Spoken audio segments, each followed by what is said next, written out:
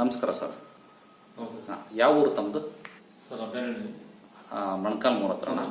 Molakalmuru ತಾಲೂಕಲ್ಲ sir. ಇಲ್ಲಿ doctor Praveen Babu ಅವ್ರ ಹತ್ರ ದಾವಣಗೆರೆಗೆ ನಿಮ್ಮ ಕಡೆಯವರು ತೋರಿಸ್ಕೊಳಕ್ ಬಂದಿದ್ರಲ್ವಾ?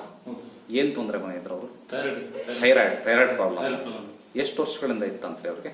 ಸುಮಾರು 3 ವರ್ಷದಿಂದ ಇತ್ತು. ಆಮೇಲೆ ನಮ್ಮಲ್ಲಿ ಬಂದು ಎಷ್ಟು ದಿನ ಮೆಡಿಸಿನ್ ತಗೊಂಡಿದ್ರು? 2 ಮಂತ್ಸ್ ಕ್ಲಿಯರ್. ಬಂದೋಗಿ ಎಷ್ಟು ದಿನ ಆಯ್ತು ಈಗ?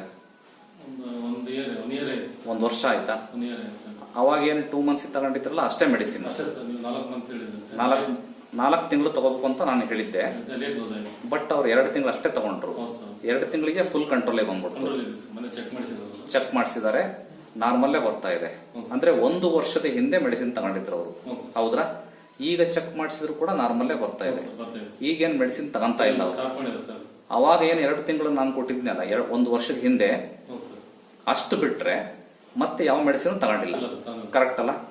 ಈಗ 1 ವರ್ಷದ ನಂತರ ವಿತೌಟ್ ಮೆಡಿಸಿನ್ ಚೆಕ್ ಮಾಡಿಸಿದ್ರೆ ನಾರ್ಮಲ್ಲೇ ಬರ್ತಾ ಇದೆ. ಕರೆಕ್ಟ್ ಅಲ್ಲ?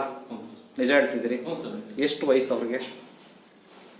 35 ಇರ್ಬೋದು, ಹೆಣ್ಮಕ್ಳಿಗೆ ಅಲ್ವಾ?